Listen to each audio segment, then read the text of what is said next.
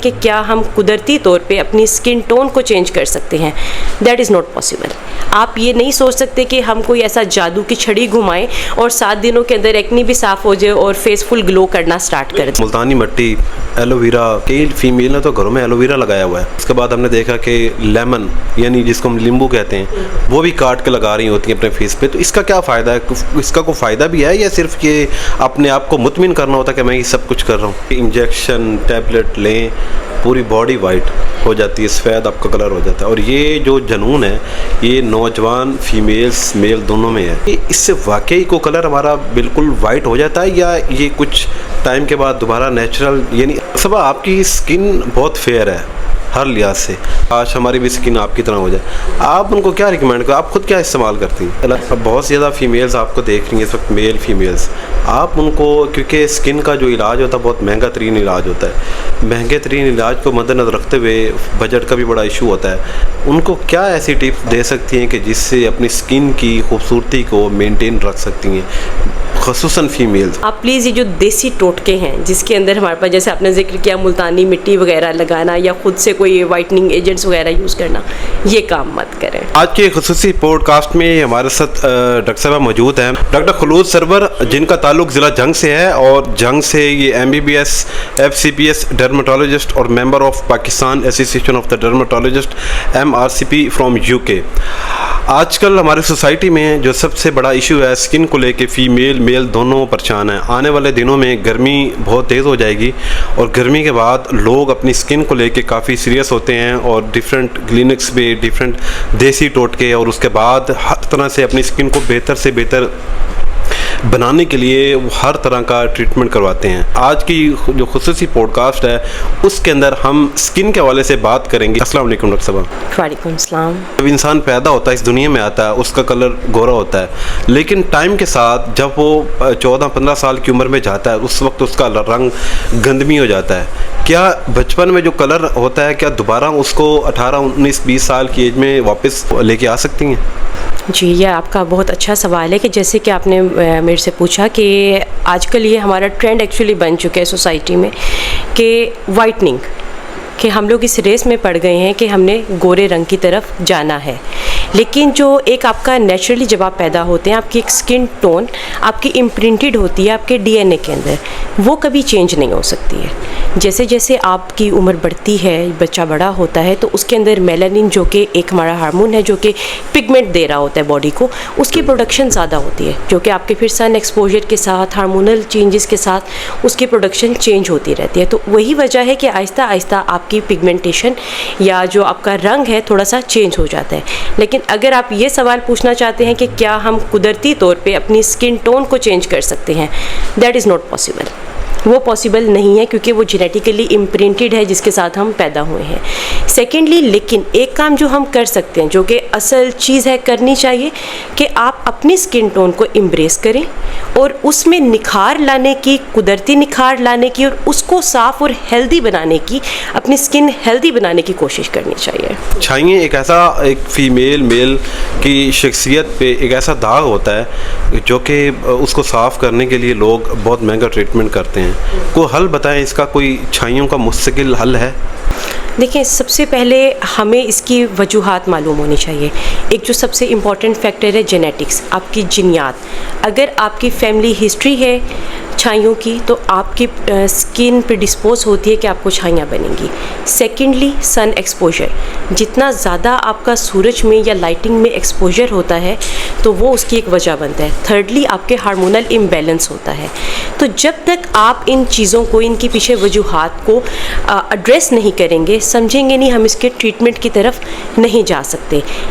इलाज की तरफ बात करें तो काफ़ी इलाज हमारे पास अवेलेबल हैं जिनके बहुत अच्छे रिज़ल्ट्स देखे जा रहे हैं, जिसमें लगाने वाली क्रीमें आती हैं, आपकी लेज़र्स का बहुत अच्छा रिज़ल्ट आ रहा है और कुछ पेशेंट्स के अंदर हम अपनी फ़िज़िकल मोडेलिटीज़ साथ में इनकॉर्पोरेट करते हैं, जैसे कि माइक्रोनीडलिंग है, PRP है, एक्सोसोम्स हैं, इनके रिज़ल्ट्स बहुत अच्छे हैं। लेकिन एक जो सबसे इम्पॉर्टेंट चीज़ है छाइयों के इलाज में, होता यह है कि नॉर्मली पेशेंट्स को इलाज स्टार्ट करवाया जाता है, दे गेट बेटर कुछ महीनों के अंदर, लेकिन वो उसके बाद सब कुछ यकदम छोड़ देते हैं। उससे क्या होता है, दोबारा छाइयाँ आना स्टार्ट हो जाती हैं। लेकिन ये नहीं होना चाहिए, क्योंकि आपने उसके बाद मेंटेनेंस ट्रीटमेंट के ऊपर रहना होता है।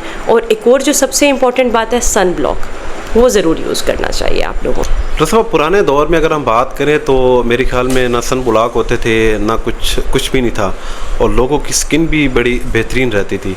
लेकिन अब क्या ऐसा टाइम आ चुका कि ये सन ब्लॉक क्रीमें और बाकी जो ट्रीटमेंट है ये इस्तेमाल करना कितना आज के इस दौर में कितना ज़रूरी है, और इसकी क्यों इसकी वजूहत पेश आई हैं? देखिए, अगर हम अपने लाइफस्टाइल को चेक करें, जो कि पहले था और अब है, उसमें काफ़ी ज़्यादा चेंजेस आ चुकी हैं। सबसे इम्पॉर्टेंट फैक्टर, पहले इतनी पोल्यूशन नहीं थी जितनी पोल्यूशन अब हमारे यहाँ हो चुकी है। सेकेंडली, पहले जो अब हम लोग क्रीमें वगैरह लोग यूज़ कर रहे होते हैं ओवर द काउंटर, स्पेशली जो आपके सोशल मीडिया इन्फ्लुएंसर्स वगैरह जो नाम ले रहे हैं, तो लोग अपनी स्किन टाइप को जाने बगैर हर चीज़ इस्तेमाल करने पे स्टार्ट हो गए हैं। तो पहले ऐसा कोई भी चीज़ नहीं हुआ करती थी। थर्डली, डाइट, पहले सिंपल डाइट थी, लोग अपनी देसी खुराकों के ऊपर रहा करते थे, आपके फ्रेश फ्रूट्स का, फ्रेश वेजिटेबल्स का इस्तेमाल ज़्यादा था। लेकिन अब आपकी प्रोसेस्ड फूड ज़्यादा होती जा रही है, और उसी के साथ क्या हो रहा है कि आपकी शुगर इंसर्ज ज़्यादा हो गई है।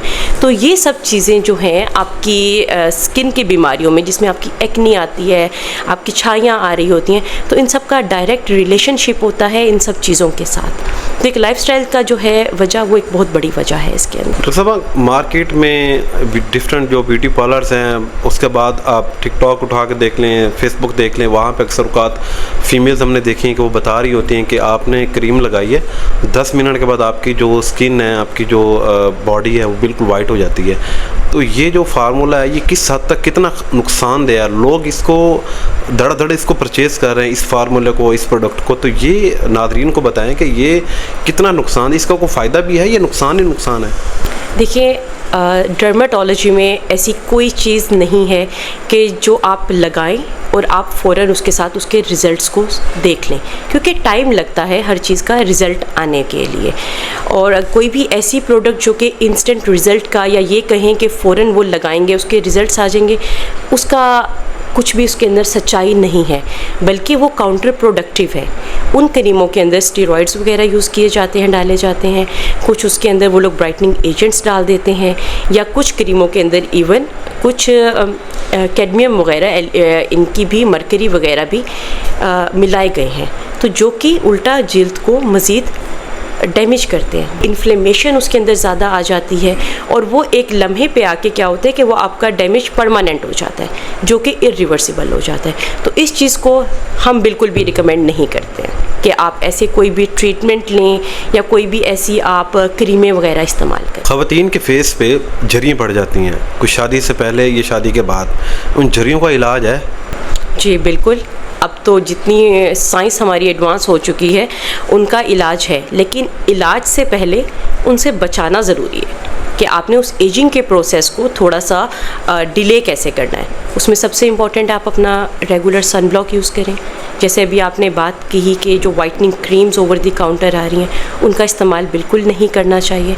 उसके अलावा हमारे पास कई ट्रीटमेंट्स हैं जो कि अब हम लोग यूज़ कर सकते हैं। Exosome, PRP, micro needling, lasers, इनके बहुत अच्छे रिजल्ट्स हैं। जो भी चीज़ हम दे रहे होते हैं उसने अल्टीमेटली करना क्या है, कोलेजन प्रोडक्शन को ज़्यादा करना है, जो आपका नया कोलेजन प्रोडक्शन करवाएगा, नया टिश्यू डिपॉजिट होगा, और वो उस एजिंग के प्रोसेस को थोड़ा सा स्लो डाउन कर देगा। लोग मुल्तानी मिट्टी, एलोवेरा, उसके बाद डिफरेंट किस्म के टोटके इस्तेमाल करते हैं, इनका कितना फ़ायदा है? क्योंकि हमारे सोसाइटी में हमने देखा है कई फीमेल ने तो घरों में एलोवेरा लगाया हुआ है, और वो सब सवेरे मॉर्निंग में, रात को वो लगा रही होती। फिर उसके बाद हमने देखा कि लेमन, यानी जिसको हम नींबू कहते हैं, वो भी काट के लगा रही होती हैं अपने फेस पे। तो इसका क्या फ़ायदा है? इसका कोई फ़ायदा भी है, या सिर्फ ये अपने आप को मुतमिन करना होता है कि मैं ये सब कुछ कर रहा हूँ? जी देखिए, इनमें बेशक ब्राइटनिंग एजेंट ही इनके अंदर होता है कि जो इनका असल काम होता है एंटीऑक्सीडेंट होता है। लेकिन जब हम इनको रॉ फॉर्म में यूज़ करते हैं तो ये कॉन्टैक्ट डर्माटाइटिस एक टर्म है डर्माटोलॉजी में, जिसमें होता है कोई चीज़ लगाने के साथ वहाँ पे एलर्जी हो जाती है, वो वहाँ पे इन्फ्लेमेशन कॉज करवा देता है, तो ये करवा सकते हैं।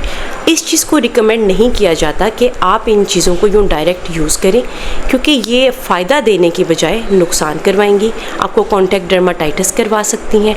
उसके साथ साथ जब आपकी स्किन के ऊपर यूँ सोजिश आएगी, वो समटाइम्स एक्नी को प्रमोट करवाती है, आपकी एक्नी उसके साथ ज़्यादा होती है, और जाते हुए वो क्या करती हैं, वहाँ पे अपनी पिगमेंटेशन छोड़ के जाती हैं। तो इस चीज़ को रिकमेंड नहीं किया जाता कि आप बग़ैर अपनी डिज़ीज़ को जाने, तशख़ीस करवाए किसी डर्माटोलॉजिस्ट से इन चीज़ों को इस्तेमाल करें। तरीका ये है कि आप किसी मुस्तनिद डर्माटोलॉजिस्ट को स्किन चेक करवाएं, जो कि आपकी पहले तशख़ीस करे। सबसे इम्पॉर्टेंट चीज़ क्या है कि पहले तशख़ीस होनी चाहिए, एक्चुअली ये मिलाज़मा है या ये कोई सिंपल पिगमेंटेशन है या कोई और बीमारी का साइन आ रहा है। तो जब तक तशख़ीस नहीं होगी, इलाज नहीं होगा, और फिर स्किन टाइप को देखते हुए उसके मुताबिक प्रोडक्ट्स को पेशेंट को दिया जाता है, और फिर हम उसके रिज़ल्ट्स को देखते हैं। डॉक्टर साहब, आपके पास अगर कोई औरत आती है अपनी बच्ची को लेके और आपको कहती है कि इसकी शादी है, 7 दिन में आप इसकी स्किन को बेहतर करो, कोई ऐसा ट्रीटमेंट बताओ कि रिज़ल्ट आ जाए, क्या आप उसको रेफ़र कर दोगी या उसको कोई इलाज करोगी? अगर करोगी तो कौन सा इलाज करोगी कि जो 7 दिन के बाद उसकी स्किन बेहतर होनी शुरू हो जाएगी या हो जाएगी? देखें, इसमें अब ये डिपेंड करता है कि पेशेंट को एक्चुअली मसला क्या है। ठीक है, एक्नी है, मिलाज़मा है, ये चीज़ें कभी भी 7 डेज़ के अंदर ठीक नहीं हो सकती। तो जो सबसे एक इम्पॉर्टेंट चीज़ है पेशेंट एजुकेशन है। आपने पेशेंट को एजुकेट करना है हमने कि देखें ये बीमारी है, इसको ठीक होने में टाइम लगना है, and it is going to take the full time. आप ये नहीं सोच सकते कि हम कोई ऐसा जादू की छड़ी घुमाएं और 7 दिनों के अंदर एक्नी भी साफ़ हो जाए और फेस फुल ग्लो करना स्टार्ट कर दें। असल उसमें कुछ इश्यूज़ होते हैं कि छोटे मोटे दाने होते हैं, या उसमें ज़्यादा जो मैंने देखा है कि हमारा जो रंग है वो गोरा होना चाहिए। तो रंग गोरा करने के लिए आप उसको क्या फार्मूला दोगी? उसको रेफ़र कर दोगी कि मैं आपका इलाज नहीं कर सकती, या आप उसे कोई मेडिसिन, कोई उसको कुछ ना कुछ आप लिख के दोगी? क्या करोगी आप? देखिए, हम उसके अंदर उसको सबसे पहले एजुकेट, जैसे मैंने बताया कि उसको करेंगे कि आपका एक ट्रीटमेंट को टाइम लगेगा, टाइम कंज्यूमिंग प्रोसेस है, but she should start it right now. आप इसको स्टार्ट करें, हमारे साथ फॉलोअप के ऊपर रहें, उसके मुताबिक हम रिजल्ट्स को देखते हुए इसके अंदर मज़ीद कुछ चेंजेस करनी हुई तो वो हम कर सकते हैं। हम उसको विटामिन सी स्टार्ट करा सकते हैं, उसका कॉन्टीन्यूस जो सन ब्लॉक यूज़ है वो ज़रूरी है। उसके अलावा और हमारे पास काफ़ी ऑप्शंस हैं, जैसे मैंने पहले भी जिक्र किया, फ़िज़िकल मोडेलिटीज़ के रिज़ल्ट्स बहुत अच्छे हैं, मिलाज़मा वगैरह में पिगमेंटेशन के अंदर रिज़ल्ट्स बहुत अच्छे हैं, मीज़ोथेरेपी हम कर सकते हैं। लेकिन अगेन, अगर कोई ये एक्सपेक्ट करता है कि 7 डेज़ के अंदर फुल साफ़ हो जाएगा, ऐसा नहीं, ऐसा पॉसिबल नहीं है। ऐसा पॉसिबल नहीं। अगर कोई इस चीज़ का दावा कर रहा है तो वो सरासर गलत है, ऐसा हो नहीं सकता। सब आपकी स्किन बहुत फेयर है हर लिहाज से, आपसे लोग मुतासर होते हैं, मेल फीमेल दोनों, ज़्यादा फीमेल मुतासर होती हैं। आपके पास आई हैं, आपको देखा और ख़ुद से एहसास कमतरी का शिकार हो जाती है कि आपकी स्किन, काश हमारी भी स्किन आपकी तरह हो जाए। आप उनको क्या रिकमेंड करो? आप खुद क्या इस्तेमाल करती हैं? जी, मैं अपनी सिंपल सन ब्लॉक, जो कि सबको मैं रिकमेंड भी करती हूँ कि आप बेशक आउटडोर जा रहे हैं या नहीं जा रहे, बेशक आप अंदर कमरे में हैं, क्योंकि लाइट्स तो हमारी ऑन है, सन ब्लॉक इज़ एसेंशियल। मेरी एक सिंपल रूटीन है कि सन ब्लॉक मस्ट है, गर्मी है सर्दी है, सन ब्लॉक आपने लगाना है। उसके अलावा मॉइस्चराइज़र, आपका hyaluronic acid, that is one of the best thing जो आपने अप्लाई करना होता है। थर्डली, कोई भी एक आप ब्राइटनिंग एजेंट ले लें जो कि आपकी स्किन टाइप के अकॉर्डिंग हो, ठीक है, जिसमें विटामिन सी आ जाता है, आपका ग्लूटाथायोन टॉपिकल आ जाते हैं। तो सिर्फ एक सिंपल सी रूटीन है जो कि मैं फॉलो कर रही होती हूँ।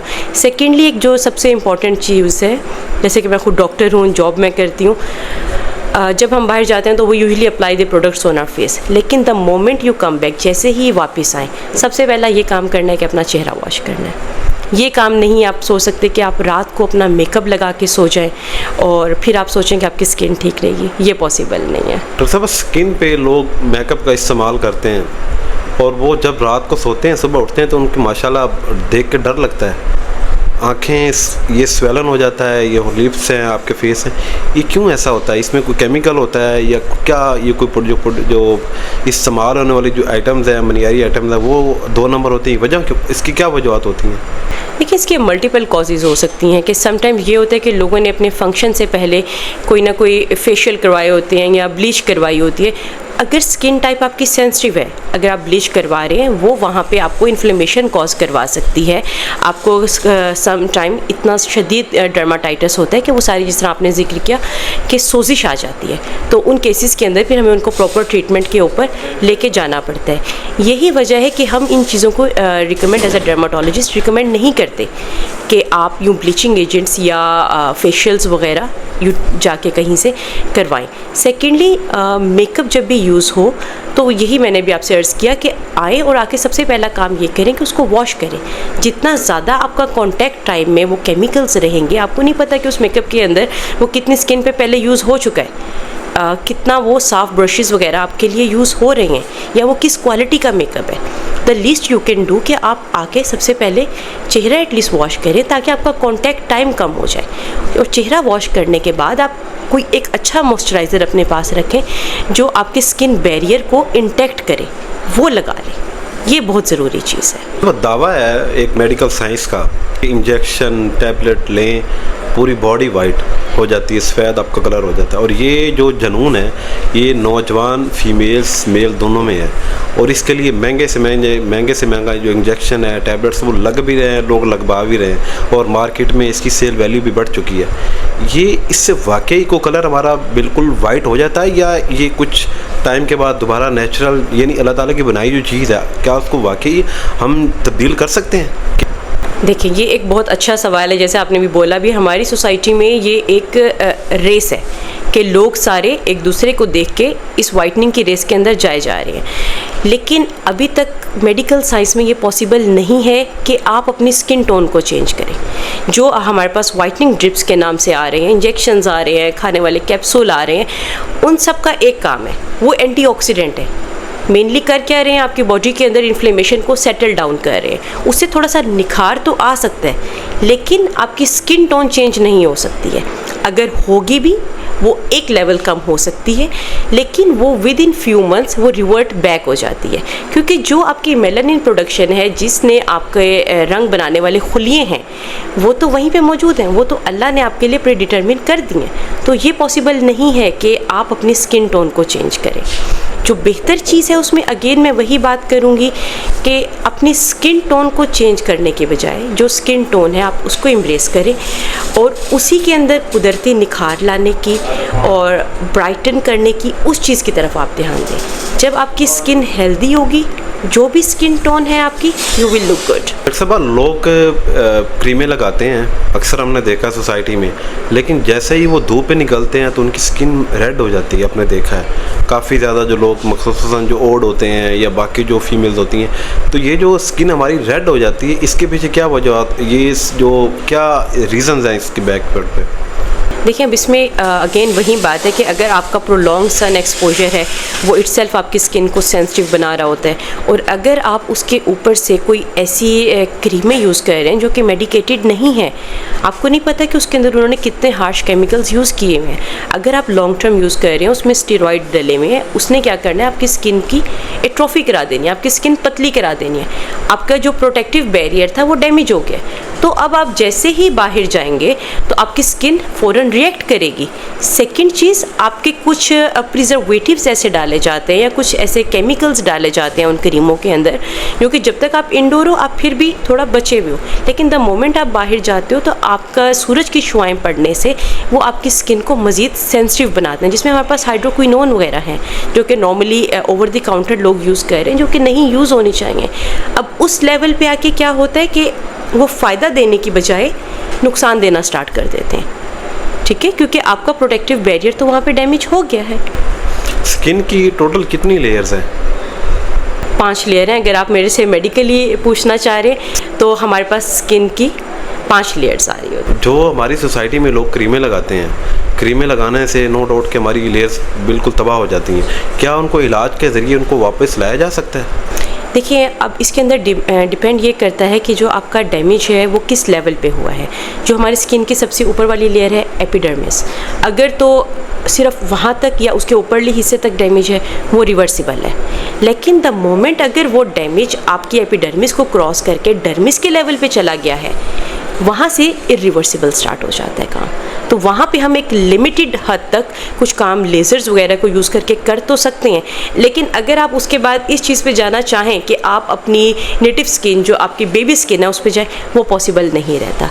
यही वजह है कि हम लोगों को यही समझाने की कोशिश करते हैं, आपके ज़रिए भी मैं यही पैगाम देना चाहूँगी कि ऐसी क्रीमें या फार्मूलाज जिनके अंदर स्टेरॉइड्स हैं वो आप खुदारा इस्तेमाल ना करें। वो डायरेक्टली काम ही ये कर रहे हैं कि वो आपकी स्किन थिनिंग करके आपकी प्रोटेक्टिव लेयर को ख़त्म करते जा रहे हैं और एक लिमिट पे आके वो इरिवर्सिबल हो जाता है। अब बहुत ज़्यादा फीमेल्स आपको देख रही हैं इस वक्त, मेल फीमेल्स, आप उनको, क्योंकि स्किन का जो इलाज होता है बहुत महंगा तरीन इलाज होता है, महंगे तरीन इलाज को मद्देनज़र रखते हुए बजट का भी बड़ा इशू होता है, उनको क्या ऐसी टिप्स दे सकती हैं कि जिससे अपनी स्किन की खूबसूरती को मेनटेन रख सकती हैं, ख़ुसूसन फीमेल्स क्योंकि बहुत सेंसिटिव होती हैं, उनको क्या पैगाम देना चाहेंगे? देखें, सबसे पहले वही बात जो भी हम डिस्कस कर चुके हैं कि सोसाइटी की इस रेस में कि जिसमें रंग गोरा करने की एक रेस स्टार्ट हुई हुई है, उसका हिस्सा मत बने।